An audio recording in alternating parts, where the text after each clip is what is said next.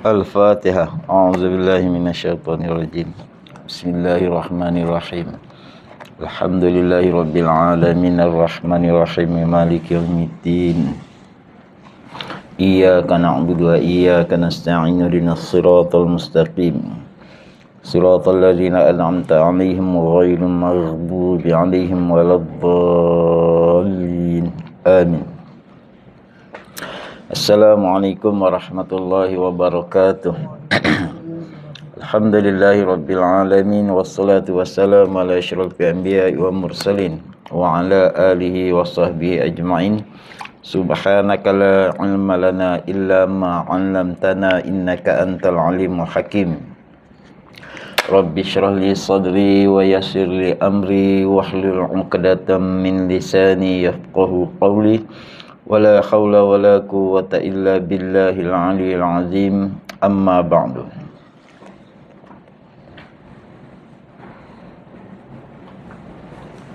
Muka surat 122 kan? Qala mu'allif rahimahullahu ta'ala wa nafa'ana bi ulumihi wa ja'alana minal mukhlisi bi qiraatih. Bismillahirrahmanirrahim. Dan telah menyebutkan oleh setengah ulama,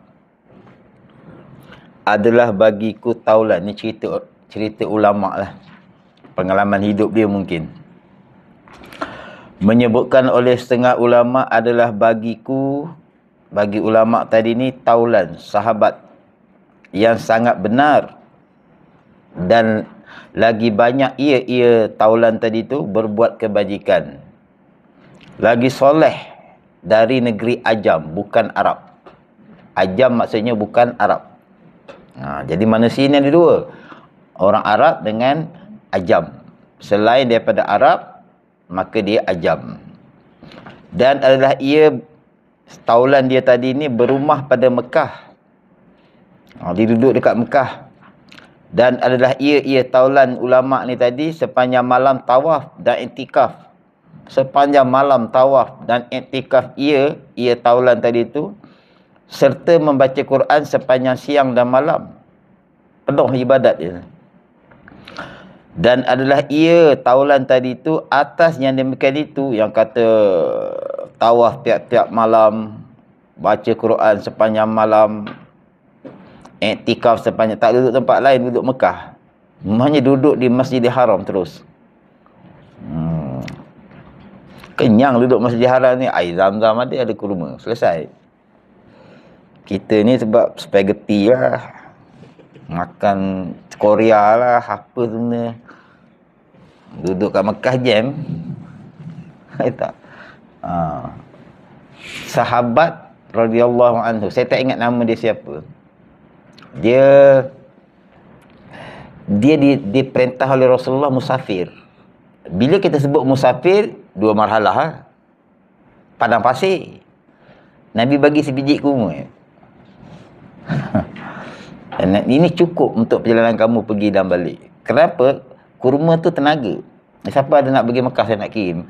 Saya tak nak beli yang kotak-kotak tu sebab saya tak berapa, dia dah campur dengan awet-awet apa semua tu, dia dah tak original. Tapi kalau dekat yang kita pergi pasar kurma tu, itu memang tak ada campur kan. Memang daripada kebun turun terus. Tak ada masalah pengawet ke apa, awet muda, awet tua, tak ada. Tu. Kalau ada, saya nak kirim lah sekilo. Tak. Yang paling murah pun tak apa, asalkan daripada pokok ke situ, tak ada campur apa-apa, buat naik flight. Habis. Sepanjang hari beribadat di Masjidil Haram. Kalau kita faham daripada sini, Masjidil Haram dia duduk ni, dia iktikaf terus sepanjang siang dan malam. Dan adalah ia taulan itu atas yang demikian itu beberapa lama tahun yang amat banyak, beberapa tahun. Maka kirimkan akan dia akan emasku dan belayar aku akan negeri nyaman. Maka ulama ni kata, aku letak emas aku pada orang alim, pada orang ahli ibadat ni, yang kata tawaf tiap-tiap hari, baca Quran sepanjang hari tu. Jadi ulama ni kata, aku titipkan, aku letakkan emas aku tu pada orang ni, dan aku berlayar sampai ke negeri Yaman. Maka dapat aku akan dia sesungguhnya sudah mati. Bila aku balik, beritanya dia dah mati. Siapa yang mati ni? Taulan dia tadi yang dia letak emas. Maka bertanyakan segala anaknya daripada emasku. Dia tanyalah waris dia, anak tu, mana emas aku yang aku letak dekat ayah kau? Maka menjawab mereka itu, tiada bagi kami tahu. Dia tak bagi tahu, ayah dia tak pernah bagi tahu. Ini masalah kalau tak ada wasiat. Dia akan menyusahkan orang hidup. Lagi satu masalah, dosa yang bertimpa-timpa. Dosa yang bertimpa-timpa. Ini kena jaga. Saya kena jaga, siapa pun kena jaga. Pertama, menzalimkan sesiapa pun itu haram. Menzalimkan kucing pun itu haram juga. Baik. Kita kalau tak menepati janji. Okey, pukul 8 aku sampai. Dia pun dah standby pukul 8 lah. Pukul 8 tak sampai-sampai. Pukul 8. Dia pula janji dengan orang tu. Aku pukul 8.30 aku sampai kat rumah kau. Sebab nak ambil barang aja. Dia dah bajet-bajet setengah jam lah kot. Dia bagi allowance setengah jam. Yang pertama tadi yang menjadi pukul 8 tu, dia termasuk orang yang menzalimkan orang yang terzalim yang kedua tadi tu. Terus bertimpa. Dia pula ni yang pukul 8.30 tadi, dia ada public speaking dekat 400 orang. Pukul 9.30. Nampak tak? Jadi orang ni telah menzalimkan yang kedua dan 400 orang tadi tu. Kenapa? Terlambatnya. Siapa pun tak suka kalau terlambat pula. Mana ustaz ni? Mana ustaz ni? Dia bukan nak berzikir. Mana ustaz ni? Mana ustaz ni? Tu. Tak? Dia tak erti. Tu. Tapi tu cerita dia lah. Tapi yang pertama tadi, nampak tak? Satu kebohongan ataupun satu ketidakbertanggungjawaban, dia boleh melibatkan ramai orang. Jadi jaga betul. Jaga betul. Baru nak keluar ni, rupanya keluar tangga daripada tangga rumah dia. Dah dekat ni. Dia kata 50 km bagi aku dekat. 50 km dekat. Dia macam-macam bagi alasan. Tapi kalau adalah yang terzalim, bertanggungjawab. Itu dosa. Itu dosa. Jadi kita nak kena gentleman. Tak boleh juga tak boleh. Ya tak? Tu. Biar kena marah dengan satu orang. Sebab kita dah clear cut. Kita dah tu. Tapi kalau sengaja buat itu, dosa.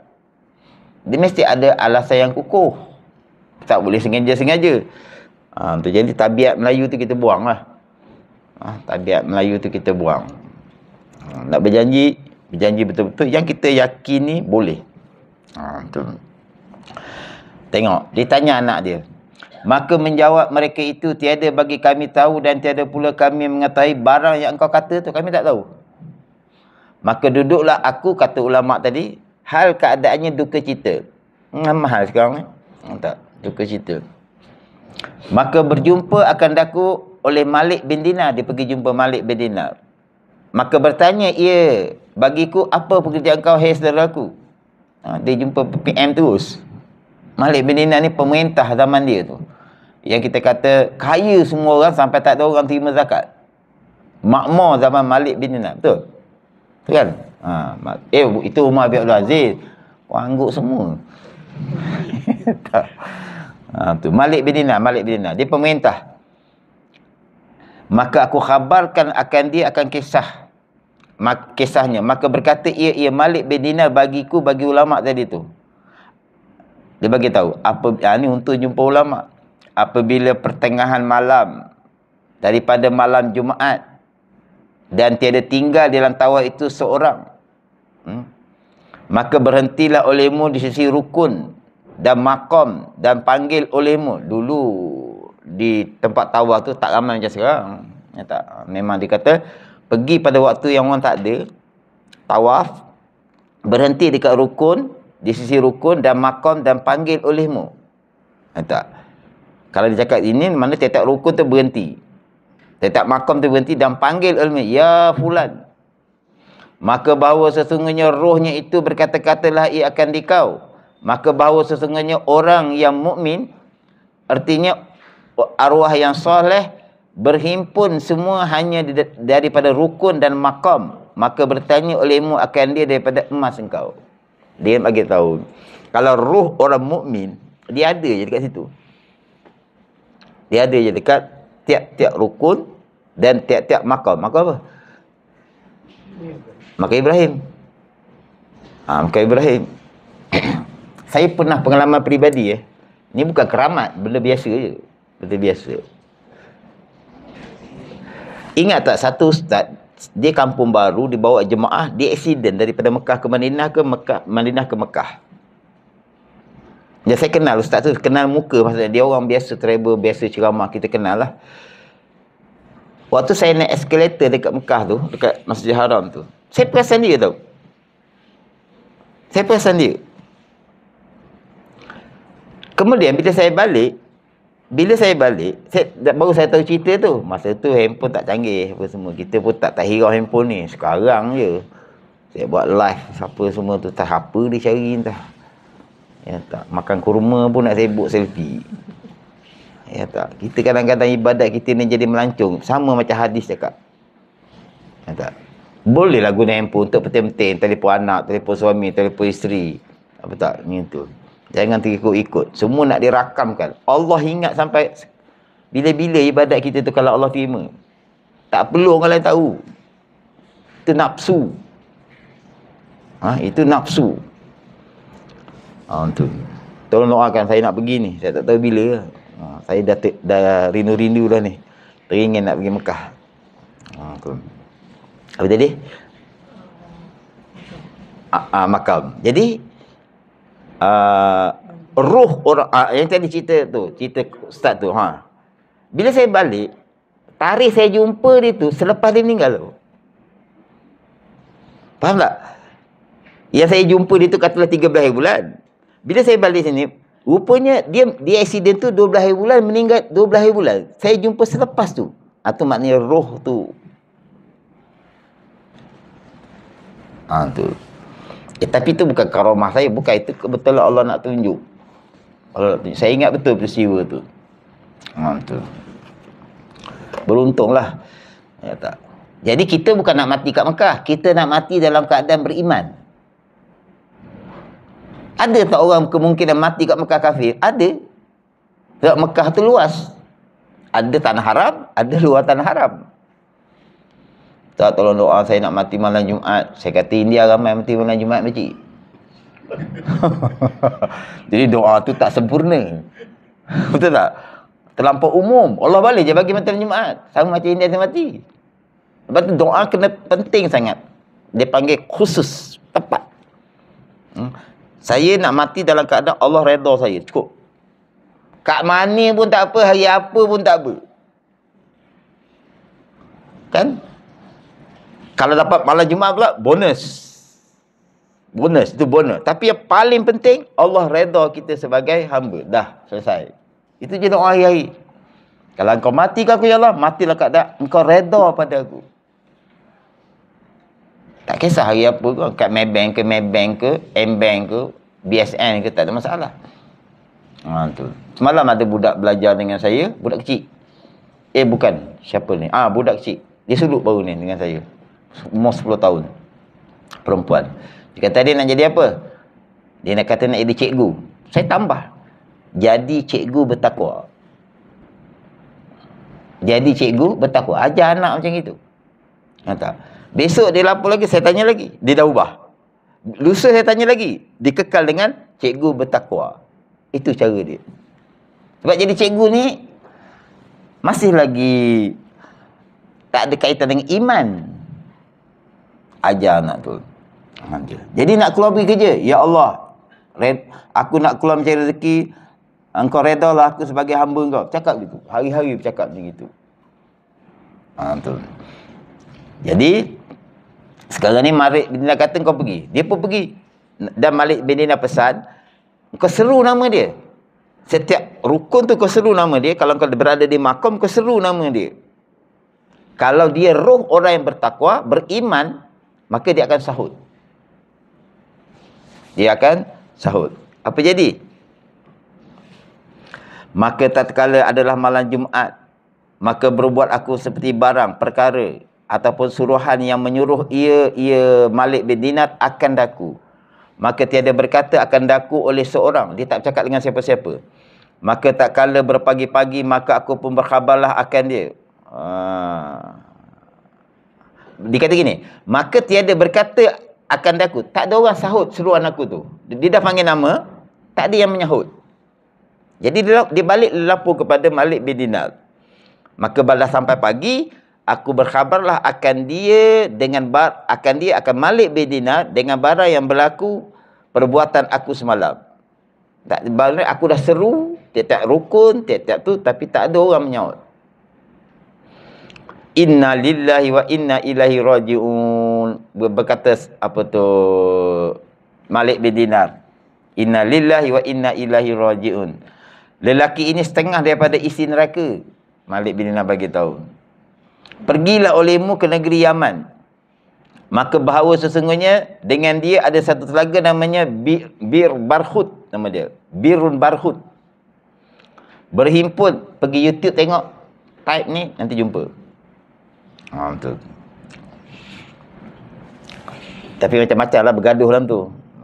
Jangan dilayan, cuma nak tahu rupanya macam mana. Rupanya macam mana. Telaga Barhut nama dia. Berhimpun di dalamnya segala nyawa orang yang kena azab dan seksa, iaitu di atas mulut neraka Jahannam. Dan seru olehmu, ya fulan, pada pertengahan malam. Maka bahawa sesungguhnya berkata ia akan dikau. Maka pergilah aku kepada yang demikian itu. Daripada Mekah, dia pergi ke Yaman. Maka tiba-tiba dua orang datang keduanya, turun keduanya ke dalam telaga itu. Maka bertanya oleh seorang bagi yang lain, man anta, siapa engkau? Maka menjawab, ana ruhu rajulin zalimin kuntu ata'ati makusa wa aklu harama faramani malakul maut ila hazihil bir. Aku nyawa seorang lelaki zalim tadi. Yang kata 8,5 tu zalim tu.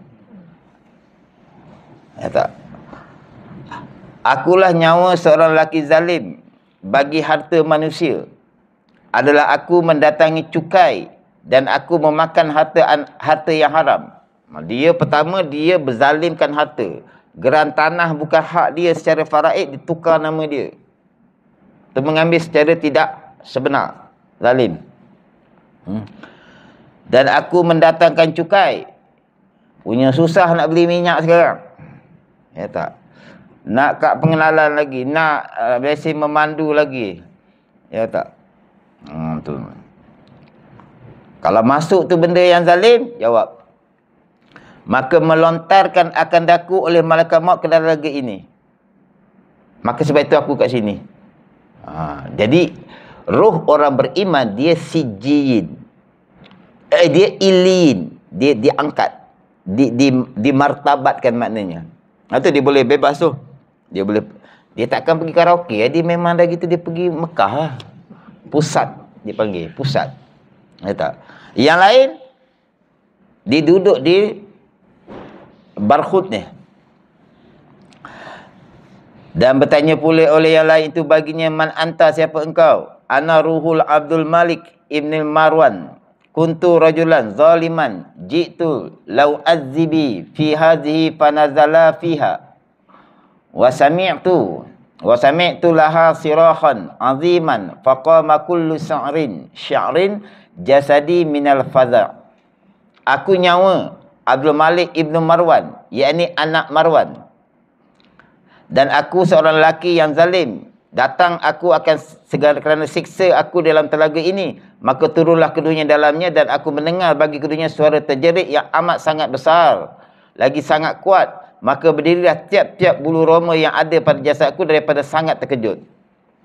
Kemudian menilik aku ke dalam telaga itu.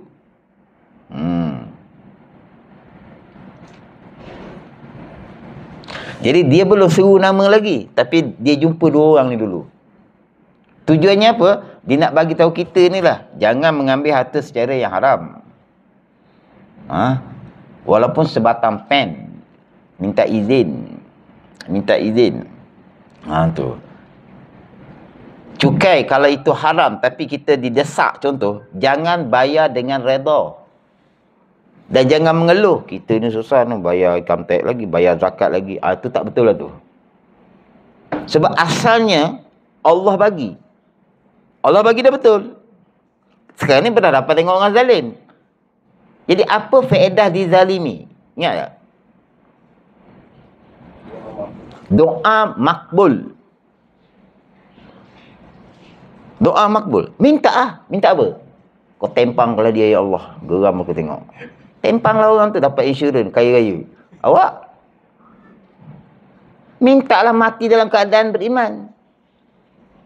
Mintalah jadi hamba Allah redha. Jangan minta benda perut. Aku nak spaghetti. Aku nak itu. Benda perut je dia ingatnya. Macam ni cerita akhir zaman. Kan? Yang kuliah-kuliah akhir zaman. Suruh simpan kurma. Cerita perut. Padahal dalam Quran dia bagi tahu ya ayyuhallazina amanu alaikum anfusakum. Bukan. Ya ayyuhallazina amanu alaikum anfusakum la yadurrukum man dalla izah tadaitum. Kamu ni duduk zaman mana? Baik zaman Fir'aun, tengok isteri Fir'aun.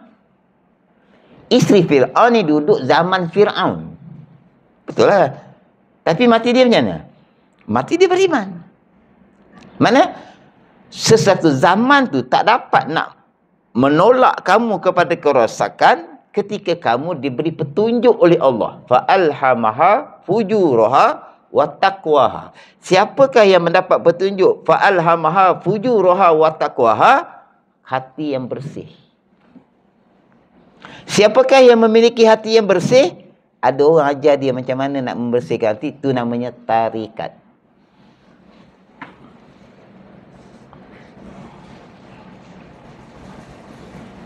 Ada bersimpang siur, jalan masing-masing jalan. Ni macam ni, ni macam ni, ni macam ni. Guru tahulah tu. Ni macam ni macam ni.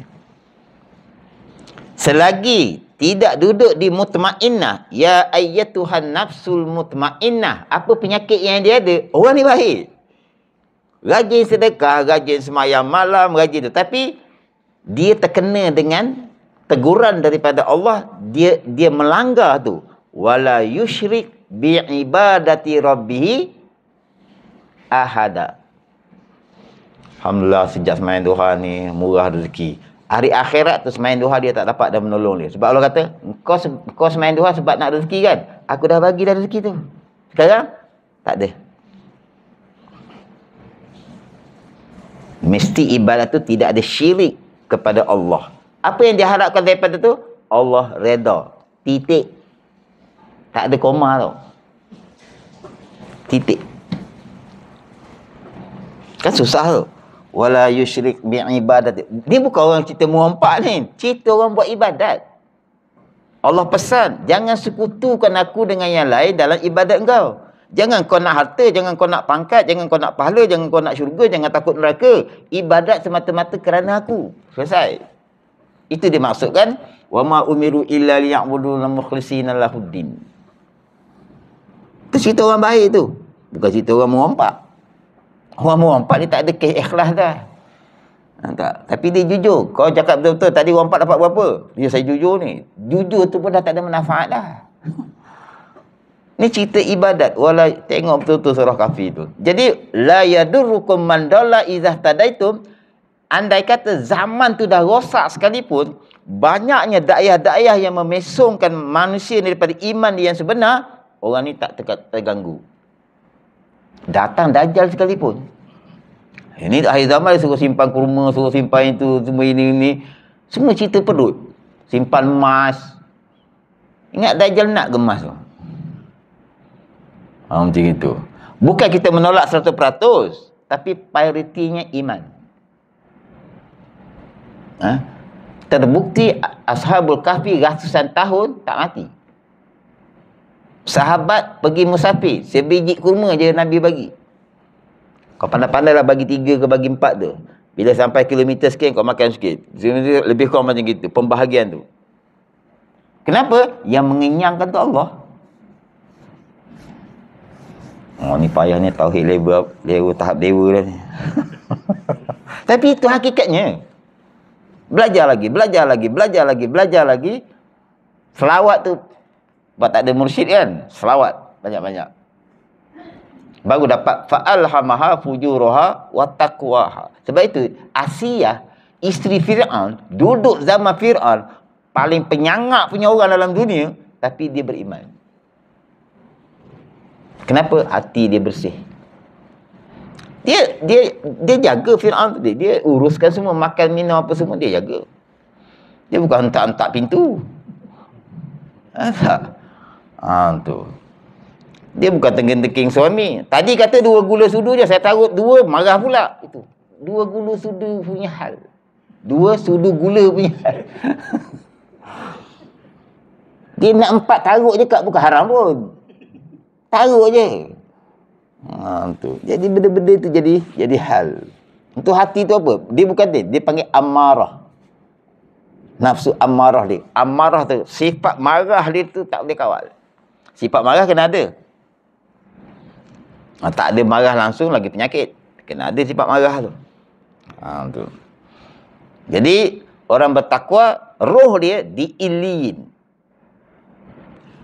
Orang yang mati dalam keadaan asi, maksiat, ada dosa yang belum beres, diampunkan oleh Allah. Apalagi dosa tu sabit dengan menzalimkan anak Adam, itu lebih susah lah. Dia duduk di sijin, dipanggil. Kawah api neraka. Jadi bila iliin tu, dia bebas. Nanti kita jumpa kat Mekah tau. Tak. Setiap kali saya baca part ni, saya teringat cerita tu yang saya pergi Mekah tu. Tu. Ni hari ni sampai lagi cerita. Patutlah saya nak pergi Mekah je ni. Rupanya cerita ni. Tu. Syahid dia, syahid dalam kemalangan. Dalam ihram maksudnya. Untung tu. Tanda-tanda zahir tu dah bagus. Kemudian menelik. Maka menelik aku ke dalam telaga. Siapa yang menelik ni? Tadi tu.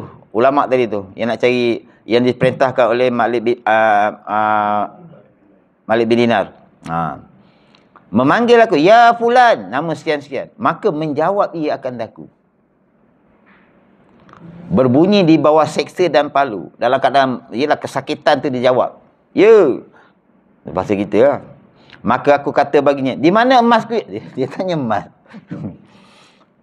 Ulama' ni pun tak betul ke apa. Di mana? Pun doa kalau, ya Allah, kau ampunkanlah dia dulu ke tak? Tanya emas dulu. Tapi dia dah doa dulu tu, kita sangka baik. Di mana emasku yang telah aku kirim taruh akan dikau? Maka menjawab dia, ditanam di bawah atwabah, bendul pintu pada tempat. Bendul pintu. Bendul ni apa? Apa bendul? Semua orang faham sangat. Tapi kita biasa dengar ni bendul. Kat bawah pintu tu kot. Tuan. Yang tanya Google. AI, tanya AI. Ya akhi, artinya hai saudaraku, dengan dia tanya, mana dosa yang datang kau pada tempat ini? Pasal pada dia ni orang yang setiap hari tawaf apa semua, baca Quran. Maka menjawab ia dengan sebab saudaraku yang perempuan. Dia ada adik perempuan. Maka bahawasanya ia adalah fakirah. Adik perempuan aku ni miskin. Maka aku tinggalkan dia pada bumi negeri Yaman. Aku letak dia kat Yaman. Atau berkata ia pada bumi negeri Ajam. Maka diistiralkan, disibukkan aku daripadanya sebab berbuat ibadat. Jadi dia tak nak urus ni, adik dia yang miskin ni. Ingat, maknanya ni, ayah dia orang ni dah tak ada. Jadi tanggungjawab jaga adik perempuan tu anak lelaki. Adik perempuan tadi tu, adik-beradik lelaki tu yang bertanggungjawab kepada budak perempuan ni. Tapi sebabkan dia nak beribadat, dia tinggal, dia campak adik dia ke Yaman. Dan mujawarah berhampiran dari Mekah. Maka tiada aku memberi akan dia sesuatu, tak bagi nafkah pula. Dan tiada aku bertanya daripadanya, tak WhatsApp pun. Tak bertanya khabar kalau zaman sekarang. Maka tak terkala mati aku, nescaya mengira-ngira Allah akan daku atasnya, dan firman-Nya bagiku, telah engkau lupa akan dia hal keadaannya tertelanjang, dan engkau jua yang memakai. Sampai maknanya adik engkau susah, engkau kira engkau je dapat beribadat apa semua. Tapi kalau adik-beradik kita, kalau saya ada adik perempuan, dia ada suami, tu bukan urusan kita lah. Bukan urusan kita. Tu. Miskinnya adik perempuan kita tu tanggungjawab suami dia. Boleh bantu. Boleh bantu. Kalau perempuan nak bantu, dia kena minta izin suami dia pula. Macam gitulah cerita dia. Ni, dia tak ada suami, perempuan ni. Jadi abang dia bertanggungjawab. Abang dia gila tawar. Tak ambil hirau, tak ambil kisah tentang adik. Mati. Maka dia ada menzalimkan seseorang. Tu adik-beradik tu. Dan engkau lupakan akan dia dengan kelaparan pada engkau jua yang kenyang. Demi kebesaranku dan kekerasanku, bahawa sesungguhnya tiada aku kasih sayang akan orang yang memutuskan kasih keluarganya. Itu pun dikira, walaupun dia kata, engkau bukan adik aku. Itu dah teruk sangat lah tu. Maksudnya confirm memutuskan silaturahim. Tapi ni, dia tak cakap macam itu. Dia cuma, dia pinggirkan adik dia. Padahal adik tu di bawah tanggungjawab dia, masuk dalam dosa memutuskan silaturahim. Tak? Kadang-kadang berlaku kes perceraian, minta maaf saya cakap. Suami tu menzalimkan nafkah anak tu, menjawab tu besok. Sebab bukan tanggungjawab perempuan menanggung nafkah anak ni. Tanggungjawabnya siapa? Ayah dia. Tapi ayah dia dah kahwin lain. Itu urusan kahwin lain, itu urusan dia dengan Allah. Tapi urusan anak ni berkekalan. Anak perempuan sampailah dia bersuami. Tak? Saya pun tak faham macam mana dia orang ni. Bercerai lah tu, satu masalah lah. Tu. Tapi nafkah tu, yang sangkutnya apa? Perempuan ni bercerai, ada anak. Suami ni dah kahwin lain, perempuan ni kahwin lain. Budak ni pula, anak ni umur 3 tahun. Kan? Maka mestilah nafkah tu wajib. Jangan salah makan tu, suami yang baru tu. Kata makan harta orang lain, hak orang lain. Kena pandai-pandai lah. 2 periuk beli 2 kuali, 2 dapur. Macam tu. Tu. Senang itu nak kira. Orang bank takkan saya nak ajar, ya tak? Tu. Prorated ke macam mana lah. Macam itu. Tapi, jangan sampai mengambil hak orang. Apalagi kalau perempuan ni suaminya meninggal. Jadi anak tu anak yatim tu. Perempuan ni kahwin lagi.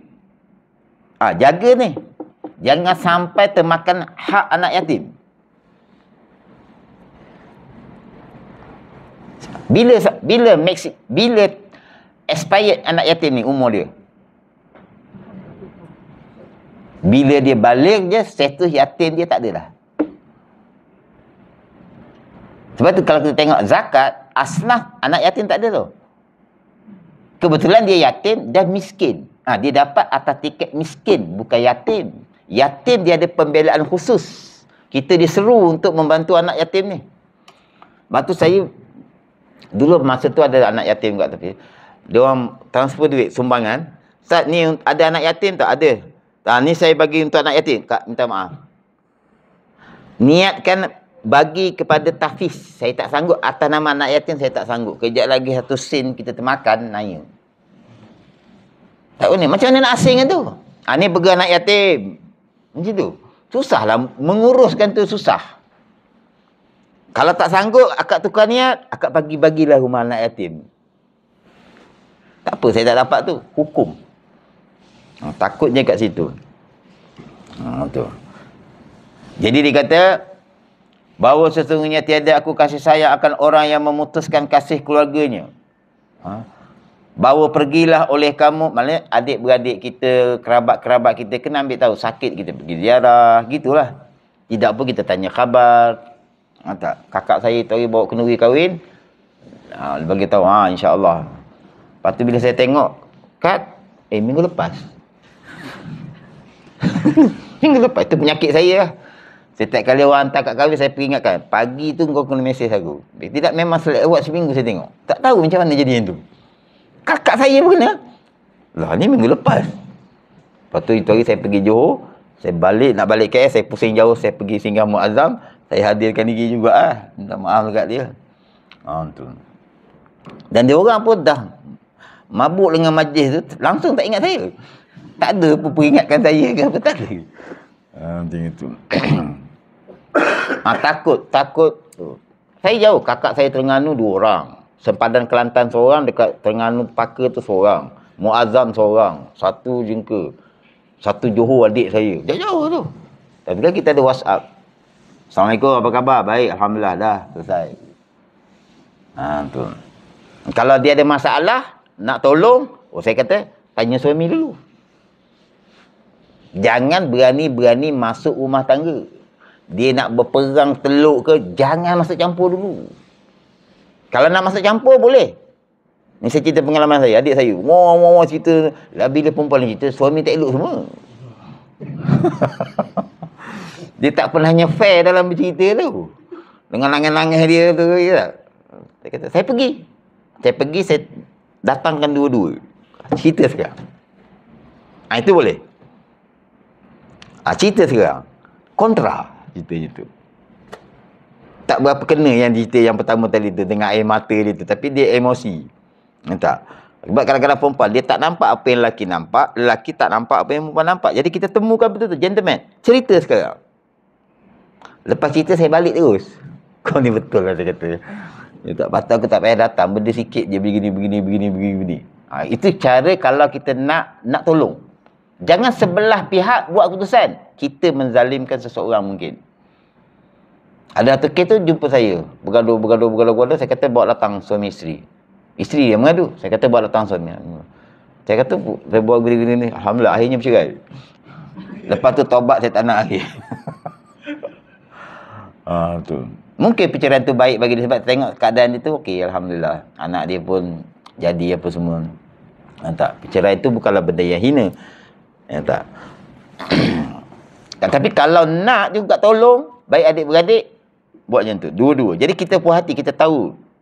Kalau dia tak nak cerita, buat apa nak tolong? Tak payah tolong. Kita nak tolong ni, kita mesti ada maklumat yang tepat. Baru kita boleh tolong. Kalau dah maklumat tu dah salah, kita tolong pun salah juga. Tu. Atau yang terakhir saya kata, bagi dia hotline pejabat agama, selesai. Kau pergi telefon, buat appointment. Adik perempuan. Pada adik-beradik lelaki dia. Sampai dia menikah. Kalau dia tak menikah. Sampai terus lah. Tu. Tapi kalau dia kaya kan senang. Ni masalah kalau tak kaya. Kalau kaya, dia pun tak ingat kita. Tapi walaupun dia kaya, dia tu tetap kita kena bertanggungjawab. Kau kerja mana sekarang? Kena tahu. Dia sama fungsi ayah. Kalau adik-beradik dia perempuan semua, siapa pula? Tak ada adik-beradik lelaki. Ayah dah meninggal. Mak dah meninggal. Atas dia. Siapa yang menerima faraid dipanggil? Pewarisan tu siapa yang layak? Tu. Ini tak ada. Dia bila budak ni merompak. Ayah tak ada. Bila ayah tak ada, kalau sekut faraid, harta ayah ni pergi ke siapa? Adik-beradik. Kan? Adik-beradik, kalau ada ayah dapat. Persen saya tak ingat lah, tapi gitulah. Okey. Tengok betul-betul cerita ni. Dia ni mati. Bukan dia ni mati. Ayah dia mati. Okey. Ayah dia ni ada adik-beradik. Adik-beradik. Tu. Jadi, dia ni ada anak seorang. Tapi jadi perompak. Perompak kalau ikut Islam kena bayar diat lah contohnya. Dia membunuh orang, dia kena bayar 100 ekor unta. Diat dia. Katakan macam gitu. 100 ekor unta kali 500, kali 5,000, lebih kurang 5,000 lah. Ni untuk faham je cerita. Harga sebenar saya tak tahu. Jadi, siapa yang kena bayar diat dia? Waris ni. Waris dia kena bayar tak? Bukan aku yang bunuh. Tak, dia di bawah tanggungjawab ni. Adik-beradik lelaki ni. Dia kena ambil tahu ni. Kau kerja apa sekarang? Sebab dia tahu kalau apa-apa dia bertanggungjawab. Tak? Sebab apa? Harta orang ni dia dapat. Tu. Jadi tak boleh, kita kena tahulah. siapa di bawah tanggungan kita sekarang, kita kena tahu. Kalau itu clear, kita buat hubungan silaturahim. Kalau ada susah payah apa semua, kita tolong selama mana yang boleh, selama mana tidak mencampuri urusan orang lain. Betul dia adik kita, tapi dia tu perempuan, ada suami, tak boleh campur. Kita boleh dengar lah cerita dia tu. Boleh dengar. Tolong selesaikan, bukan dengan cara masuk campur. Tu pergi marah. Suami dia pun tanpa hujung pangkai, itu salah. Panggil elok-elok. Tu cerita dia. Jadi penting silaturahim ni. Okey. Tiada aku kasih sayang akan orang yang memutuskan kasih keluarganya. Bila Allah dah tak sayang, macam manalah kita ni? Siapa yang ambil? Syaitan. Syaitan ambil. Bawa pergilah oleh kamu, hei malaikatku, dengan dia kepada Bir al-Barkhut. Maka baunya sungguhnya aku menyiksa dengan dia akan orang yang memutuskan bagi keluarganya. Maka mudah-mudahan, hei saudaraku, bahawa engkau pergi kepadanya dan engkau lihat akan halnya dan engkau pinta akan dia. Yakni akan saudaraku yang perempuan ini, bahawa menjadikan dia akan daku dalam halal dan maaf. Jadi dia pesanlah. Dia kata engkau pergi dekat ni, bendul tu, kau jumpa harta engkau. Tapi aku nak kirim. Kau kirim, aku nak pesan kau jumpa adik aku yang perempuan tu, yang tadi dekat Yaman menderita tu, bagi tahu dia aku minta maaf, minta halal. Maka tiada bagiku dosa kepada Allah yang lain daripada dosa ni. Tu satu-satunya dosa dia. Kalau dengar tawaf apa semua tu, Masya Allah. Maka pergilah aku ke tempat yang berkata ia sesungguhnya emas itu ditanam di sana. Maka menggali akan dia, maka aku dapat akan dia seperti banyak yang aku berikan. Orang amanah. Silap sikit.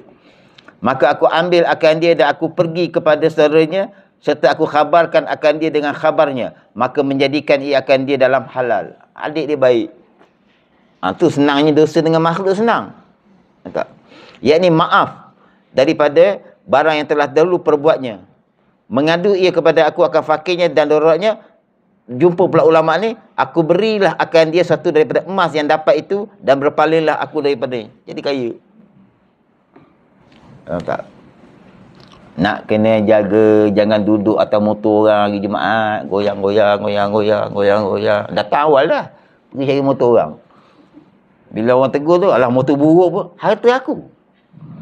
Mana boleh cuba, bukan masalah buruk. Ni harta aku. Jangan pandang rendah benda-benda ni. Jangan pandang simple, jangan pandang mudah benda-benda. Takutlah menzalimkan sesiapa pun. Takutlah. Maka saya dia bagi seorang mukmin lelaki dan perempuan, kita habiskan sikit ni, bahawa menghubungkan akan keluarganya. Kena tak ambil tahu, sebab tadi ada masalah. Kalau tanggungan hukum tadi kena juga pada kita mungkin. Dan berkasihnya dengan dia, iaitu setengah daripada segala ibadat yang menghampirkan kepada Allah Ta'ala. Amat besar pahalanya. Dan barang siapa yang memutuskan keluarganya, itu setengah daripada segala maksiat yang dilaknatkan oleh Allah Ta'ala, lagi jauhlah ia daripada rahmat. Jangan ada rasa adik-beradik kita tu datang lagi, ni mesti ada hal. Jangan ada rasa macam gitu. Sebab jahat-jahat dia macam mana pun, dia datang bawa rahmat, dia keluar bawa dosa kita. Dan keadaan tu boleh terbalik kan tau. Kita bukan sentiasa di atas. Kita ada waktu kita kat bawah. Jadi ini memerlukan qalbun salim, hati yang jernih. Mudah-mudahan Allah pilih kita menjadi orang-orang yang duduk di maqam mutmainnah. Sebab itulah tempat yang paling selamat dunia akhirat. Berusahalah, beramallah kita. Mudah-mudahan sampai ke situ insya-Allah. Al-Fatihah. A'udzubillahi minasyaitonirrajim. Bismillahirrahmanirrahim. Alhamdulillahirabbil alamin arrahmanir rahim maliki yaumiddin. Iyyaka na'budu wa iyyaka nasta'in ihdinas siratal mustaqim. Siratal ladzina an'amta 'alaihim ghairil maghdubi 'alaihim waladdallin. Amin. Bismillahirrahmanirrahim. Alhamdulillah. Rabbana atina fid dunya hasanah wa fil akhirati hasanah wa qina azabannar. Allahumma faqihna fid din, alimna ta'il. Allahumma ighfir lana dzunubana wa liwalidayna warhamhuma kama rabbayana shaghira wa masyayikhina wa muallimina wa zawi kulli alaina wa li jami'il mu'minina wal mu'minat wal muslimina wal muslimat al ahya'i minhum wal amwat bi rahmatika ya arhamar rahimin. Walhamdulillahirabbil alamin. Taqabbalallahu minna wa